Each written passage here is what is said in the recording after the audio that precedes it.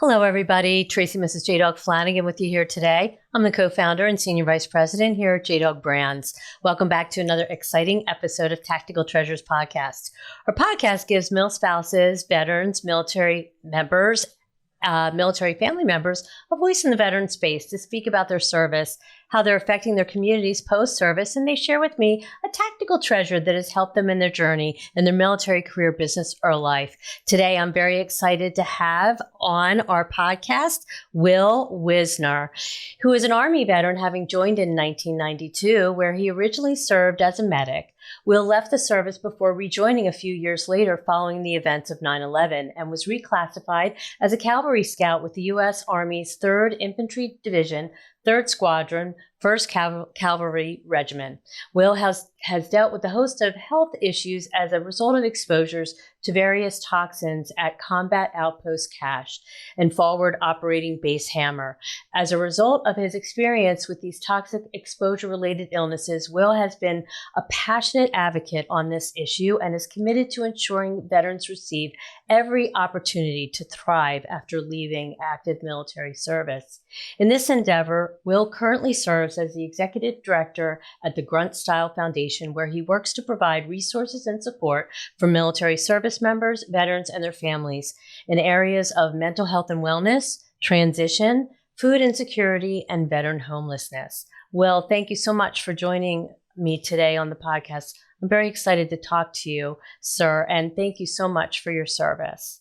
Well, thank you very much, Tracy. I'm a big fan. I listen. Oh, I'm, of great. course, obviously aware where our orbits are fairly closely aligned in all things. They are. So I'm very, very happy to be here. Yes. Glad to have you.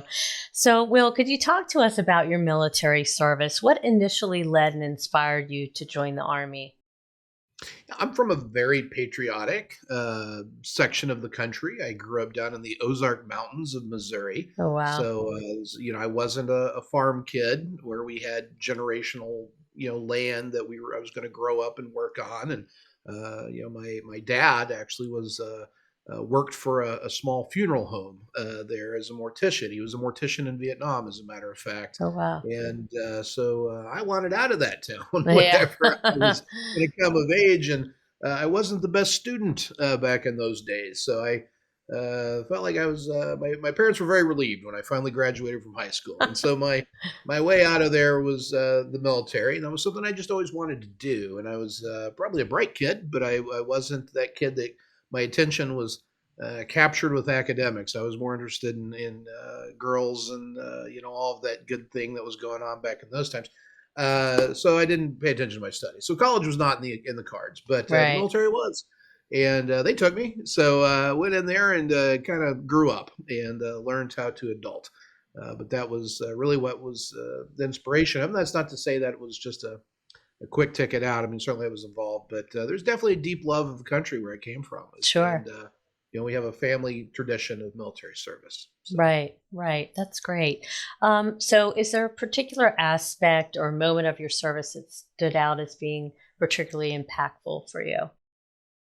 Oh, I mean, a I'm sure ton, there's a ton, but ton of, yeah, absent the war stuff, really going back into things that really shaped a large part of my, adult life. I was very fortunate to participate in the multinational force and observers mission in 1997. Very timely for what's going on in the world today. And I guess it's probably what some kind of draws back those memories. That was the right. implementation of the Camp David peace accords, Hmm. between Israel and Egypt. And so I did about 7 months there in the Sinai Peninsula and got to, it was a different army. This was all pre 9/11. So, it Right. wasn't all terribly unusual to send 3 lower enlisted kids out to Cairo for a weekend or Jerusalem for a weekend or whatever when we had those little R&R rotations. And so I really got to see, that part of the world in a very unique way and carried those experiences along with me. It was definitely a horizon broadening opportunity for a kid from the Ozark Mountains in Missouri. Right. Oh, I'm sure. I'm sure. So, once your service was completed, what was it like for you transitioning out of the military? Well, I'll take that from the final out, because I did have a break in service. Right. But when I did leave the end of 2008, it was very chaotic. Hmm. There was I left service not too long after we returned home. I think I redeployed in June of '08, and I was out in October, November-ish time frame of that same year, and so it was a pretty rapid um, release period, I guess. Not a whole lot of time to really integrate, Right. the Yeah. experience or what really prepare for what was ahead. I had a career path lined out that I was going to do back in the medical field. I had a secondary MOS as a biomedical equipment repair technician, Oh, and so I wow. was going to do that, and I did, and that was honestly a good thing at first because it put me and a lot of responsibility on my own schedule. I was responsible for territory. I was driving from location to location, working on medical equipment. But at the same time, it was not real great for me because it was all this time alone. I was in these Right. cars Oh, yeah. from 5 in the morning till sometimes midnight at night, covering this very large territory, and you're not really communicating with people other than a management representative on a phone or maybe the occasional conference call. But for the most part, you're just kind of alone in your head. And I'd been divorced at that point, and was just all the things, all the cliche, Right. stereotypical Sure. things about veterans having a hard time transitioning. Certainly was me. I didn't know what depression was until I had started to engage it to defeat it. It was Right. just a whole new world, and there was no guidebook on how to handle that. Sure. Sure. Yeah. Hello, viewers and listeners. I would like to introduce you to the JDog Foundation, which is a 501c3 nonprofit dedicated to the prevention of veteran suicide and the healing of veterans' mental health. 100% of all proceeds received by the JDog Foundation goes directly to several foundations focused on the mission of saving veterans' lives. Each partner is hand-selected by our executive director, Jerry Flanagan, with input from the assistant director, Tracy Flanagan, and the JDog Foundation board members. Our foundation's motto: saving lives, one veteran at a time. Go to jdogfoundation.org to take a look at everything that we're doing there and the organizations that we're partnered with. You can also donate, and there's also a support line if you're in need of help. Thanks. Check us out, jdogfoundation.org. Now you're the executive director of the Grunt Style Foundation, and I know a little bit about your foundation. Jerry Yeah. says hi, by the way. Well, tell him I said hi. I will. Um, but could you tell our audience how you first became involved with the Grunt Style Foundation? And I know you have kind of 4 pillars there that you do. I would love to hear about all the work you're doing there. Yeah, so quite a story actually getting involved with the folks over at Grunt Style. So, I lived for 12 of my 15 months in Iraq at the Al Tawatha nuclear complex, which was in Combat Outpost Cache. And that was Saddam's nuclear facility. If you are old enough to remember back before the war, and they had the United Nations inspectors were looking for weapons of mass destruction, and they were going in the big white suits and all of that. Well, that's where I lived. Was in that same nuclear reactor Oh that they had blown gosh. up. Wow. And yeah, if the military ever tells you it's safe, you might want to think about that a little bit. But there's nothing you can really do about it. But yeah, it was crazy. But so we went into there, and there's a lot of contaminants. There's a lot of contaminants in the soil, in the air, in the water. They had thousands upon thousands of these 55-gallon barrels of yellow cake that had been left behind, that had been setting basically unattended since the Thunder Run came through in 2003 when they first took Baghdad. And then we got there in the summer of 2007. That area had largely been ignored. Third Infantry Division was sent to area of Operation Blackhawk, which mission was to uh, run interdiction on weapons coming in from Iran, specifically the explosively formed projectiles, the FPs that were the big tank killers. And so that's why we were positioned where we were. And then there was all this yellow cake that was just setting unattended. And so we kind of got tasked to go operate out of that area as a combat outpost and provide a physical presence because the locals were coming in and taking these barrels and dumping them out and doing laundry in these barrels, and they were cooking food in these barrels, Oh and so my there was gosh. Wow. horrific rates of cancers and everything in that area. In fact, it's a weird story, but it's true. When we got to Combat Outpost Cache the first day, there had already been folks who'd come through and surveyed and all of that. But there was these little index cards that were hanging on these engineer stakes that they had hung, and it said, and I swear this is all true. It said, perhaps you have seen the mutant children in Altoetha. Yeah, so the Army Environmental Services has come through and deemed this site fit for human habitation. So I knew Oh right then no. this was probably not a good thing. And so, yeah, fast forward a 15-month deployment behind and returning home. I didn't really start getting sick for a couple of years. And then I started having these bizarre things that, I started developing. And, of course, the VA was at that time telling me, no, this is a moral compass injury. Would you like some pills? We can let you talk to a counselor. And I'm like, I think I'm sick. And, here's my symptoms. And, oh, no. So we kind of went down that road.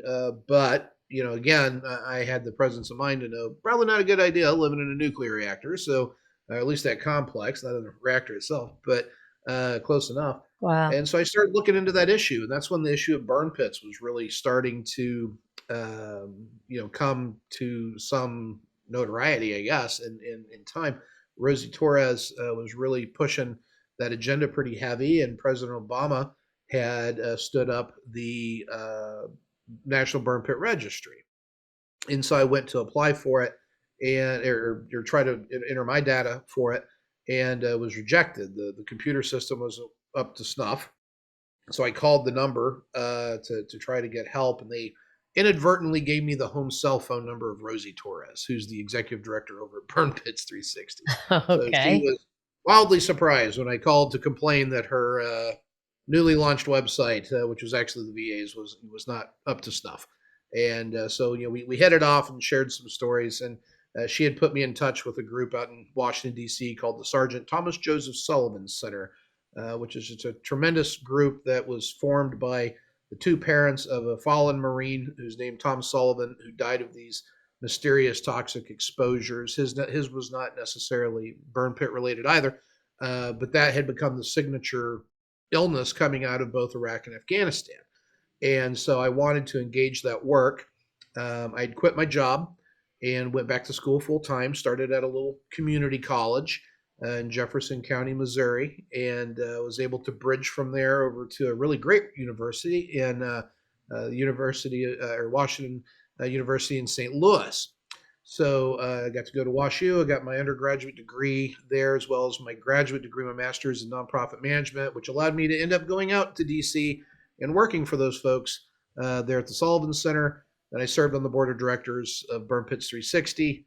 And along in that battle, trying to what became the PACT Act later on, we needed to, Congress was telling us, as well as the major veteran service organizations, that we needed to raise public awareness on this issue. And just veterans weren't getting it. Even knowing most of them, just like I knew it wasn't a good idea to live in a nuclear complex, they also knew it's probably not a good idea to live right next door to these giant flaming pits of doom that were burn pits. Right. And so how do you do that? So we looked for a veteran entrepreneurial space. Grunt Style hit all the marks as far as large audience and bandwidth. So we appealed to them to help support our mission. Tim Jensen is one of the co-owners there at Grunt Style, and Yep. also the president of our board. He had some experience with burn pits and toxic exposures as well. A lot of his friends had suffered and died as a result of their exposures. So he came on board, and we launched a big effort to really push to what would become the PACT Act. And we accomplished more in that first 3 months of engagement with Grunt Style than we had in the previous decade of advocacy, just due to that platform and reach that we were able to have. Right. And so, at that time, I had transitioned away and became a nonprofit consultant. And so I was working as a consultant, and Tim asked me to come and lead the foundation once that had been stood up. And so I couldn't have jumped fast enough at that opportunity Right. to work with Right. some guys that walk their talk. That's great. So, so you guys have kind of four pillars. Yeah. One of them is mental health and wellness. One is transition. One is food insecurities, which is I just that boggles my mind. I can't even believe that we have enlisted service members, junior enlisted, that are struggling to put food on the table. It's just abominable. Um, and the last pillar is homelessness, right? Homelessness. Yeah. Yes. Yes, correct. So yeah, we are engaged across all four of those pillars. Some of them we have organic programs that we operate ourselves. Other of those areas we look to tie in and support other organizations that are already doing a fantastic job in those areas. We don't Hmm. need to reinvent the wheel Sure. on that, but we're able to provide a lift, whether it's just awareness and brand awareness for the mission, or whether we're able to support them with a number of different ways. But those are the four pillars, and you're right. The food insecurity is probably the hardest one to really swallow. Yeah. Not many people know. 1 in 3 lower enlisted families are on food stamps, and you really probably should be 3 in 3, because the Army uses the basic allowance for housing and the basic allowance for subsistence. This is money that are given to these families to help provide for their living situation. Right. But that money counts against them when determining if they qualify for food assistance, and so they never actually have this money. It's all just kind of a shell game as far as how it hits you, and then it goes to the folks that are providing for the housing.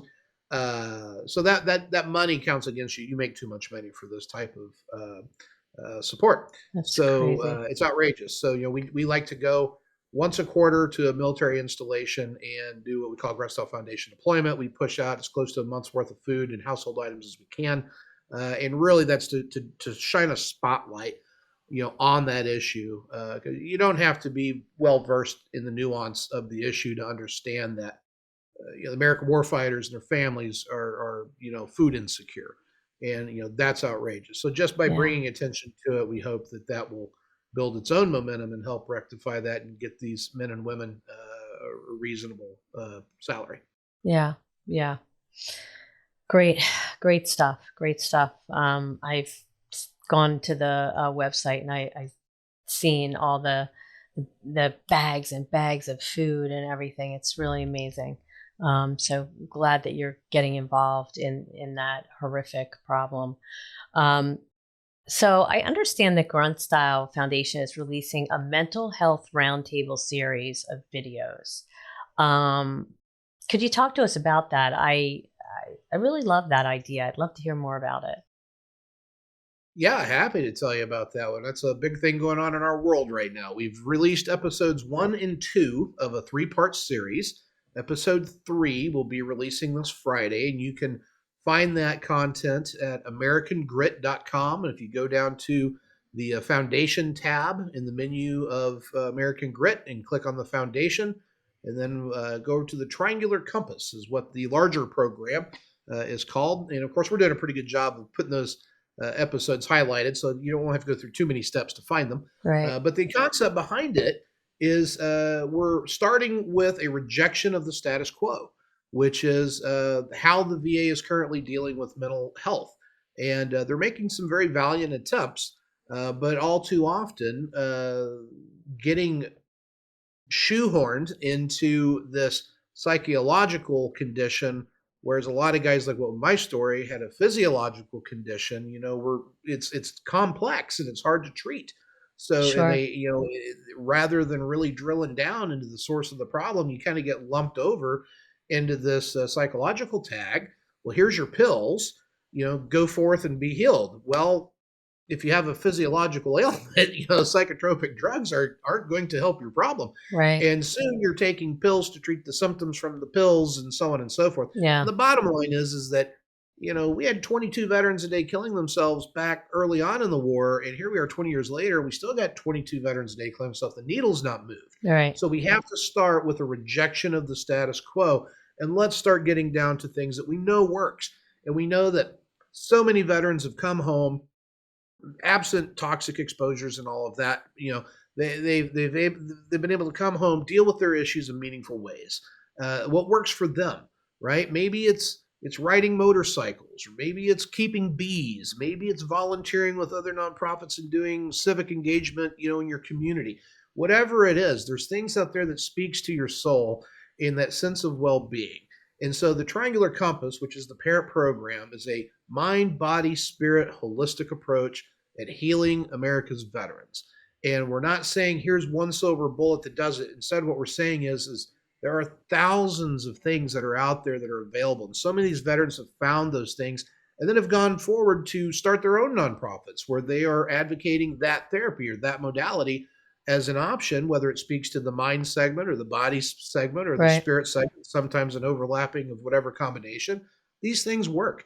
And so our mission here is to bring that message forward and provide this holistic healing model to our veterans and say, here's the thing, beekeeping, everything you want to know about beekeeping. Let's talk to these veterans that have done this and look what it's done for them. And here's how you can get involved. This nonprofit will get you spun up with a whole beehive and all the equipment that you need and teach you how to do it.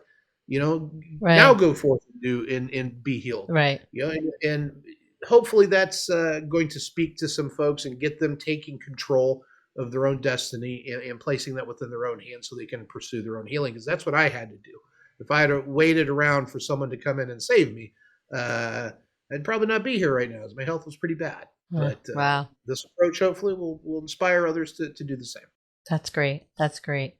Yeah, Tim was our keynote speaker at our JCon recently, a couple weeks ago, and we actually had a whole breakout session or roundtable of the mental health of entrepreneurship, and I think it was the most favorite breakout session of our entire JCon, just because it, a lot of our JDogs are veterans, and it deals with, just how you view business and what you're dealing with in your head, So it was pretty successful. Great stuff. Totally see that. And I could really see where even entrepreneurship could certainly be a modality within the Triangular Compass, Right. right? Sure. It's these veterans are going out and getting involved in their own business dealings, and they're able to chart their own destiny and their own course through business of what it is that you all do so well, and that can feel pretty uplifting. Sure. And Yeah. I'm sure there's a lot of stress that goes along with it, Yeah. but there's other aspects of the compass. If we get a good balance of mind, body, spirit, we'll be all right. All right. Yeah. So how can people help support the Grunt Style Foundation and what you guys are doing? Well, the first thing that they could do to give immediate help is follow us on social media. We Yeah. have our parent organization's Grunt Style, and that's a pretty tough act to follow when it comes to terms Yeah. of eyeballs that are on you. There's so much of our work that we do, it does get caught up into that. So our social media numbers, we're still very young too, as in terms of nonprofits go. We're just at 2 years almost. So come like and follow us. We're on Instagram and Facebook at Grunt Style Foundation. You can follow us on X, which is formerly Twitter, at Grunt Style FDN. We put out a lot of good content on all those platforms. On Twitter or X, we try to cover news that is relevant to those 4 pillars of focus that we do within the veteran and military space. On Instagram and Facebook, we try to have those conversations around impactful and interesting things in the community. And that gives a good doorway for people to get involved and be aware. That's The great. second way is, of course, financial support. We're a nonprofit, so every dollar helps us conduct our mission. And you can find us and donate at gruntstylefoundation.org. So very Okay. simple. That's great. Thank you for that information. Hello, viewers and listeners. Thank you so much for tuning into this episode of Tactical Treasures podcast, where we are currently speaking with Will Wisner, who is an Army veteran, having joined in 1992, where he originally served as a medic. However, he rejoined a few years later following the events of 9/11 and was reclassified as a cavalry scout with the U.S. Army's 3rd Infantry Division, 3rd Squadron, 1st Cavalry Regiment. He is now serving as the executive director at the Grunt Style Foundation, which was established in April of 2021.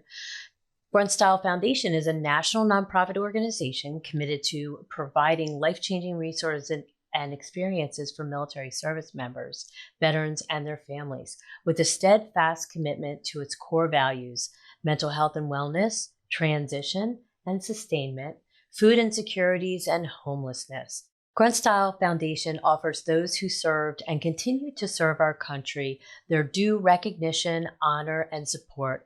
To learn more about the Grunt Style Foundation and to donate to the cause, go to gruntstylefoundation.org. And if you would like to reach out to Will personally, you can reach him at Will, W-I-L-L, Wisner, W-I-S-N-E-R, at gruntstyle.com. Now back to the podcast. So now we come to your tactical treasure. I would love to hear what you're going to share with us today.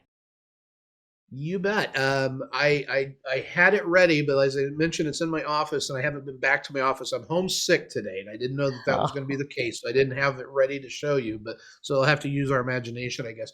Okay. My tactical treasure would be my cavalry Stetson, because I was a cavalryman in the Army, and we're ridiculously proud of our Stetsons and spurs that we get to wear as a part of our uniform, and that's always a lot of fun. So it has kind of taken on new meaning to me in my advocacy work. Anytime I go to DC or get fired up to go try to give somebody hell somewhere, I like to wear that Stetson. It kind of brings a little of the mojo of the Cav and the folks that we left behind along with us for that final ride and that push. So that's my treasure. I love it. It's like the superhero hat, right? There you go. It's my superhero. Yeah, I love it. That's great. That's a great treasure. I love it. Do you have any? Send over some pictures of it, and we can certainly, as we can edit it in. Yeah. In fact, I sent a good one earlier today. I was a little late on the uptake of getting those over to you, but I believe one of them does have it on there. I think it's me, Tim, and John Stewart marching up some hill in Virginia somewhere, about to go cause trouble. So that's perfect. Perfect. I love it. That's a great treasure. So before you go, do you have any advice for your fellow veterans who may be struggling post-service? Because we know a lot of them do. Any words of advice for them? Absolutely. Reach out. Whether it's to someone you served with at the time, whether it's somebody in your neighborhood, whether it's down at the local VFW hall, the American Legion hall, whether it's calling a nonprofit that engages in this work, all it takes is that first step to get on a path. And as our philosophy goes with our work with the Triangular Compass, there are many roads, there are many options. Explore the one that speaks to you. Call me. Go to gruntstylefoundation.org. Send me an email. I'll call you. I'll talk to you. I'll get you on that path. And if I don't have something that's interesting to you, I'll help you find something that is. But the veteran community is very good about helping each other. Yes. And we all get it. We all understand. There's no situation where you're going to find yourself as a veteran where you are the one special snowflake unique in all of the universe. Right. We've all gone through it too. We're here for you. Just reach out and take that step, and beautiful things can unfold. You don't have to be resigned to being miserable. You don't. Great advice. I love that. Great advice. And you're right. It starts with that first step. And sometimes that's the hardest. But if you can get that first step going, it can really be fantastic. Absolutely. Yeah. Okay. So people can connect with you through the Grunt Style Foundation, correct? They can. You can contact us at gruntstylefoundation.org. My direct email, if anyone wants to give me a yell, I'm at Will, W-I-L-L, Wisner, W-I-S-N-E-R, at gruntstyle.com. Okay. All right. Great. Well, thank you for that information. Thank you so much for taking the time. Even today, I know you're feeling a little under the weather. I appreciate you coming on and just sharing everything that you did. Great stories. Happy to. You're doing great work at Grunt Style Foundation. I love it. It's fantastic. Well, thank you very much for having me. I wouldn't have missed it for the world. And I'm looking forward to seeing you very soon in person Yes. in Las Vegas. Yes. So, At the yeah. MIC. We'll be there. Yeah. Look All forward right. to seeing you in person. Will, take care. Thank you. Take care. Bye. Hello, viewers and listeners. Thank you so much for tuning into this episode of Tactical Treasures podcast.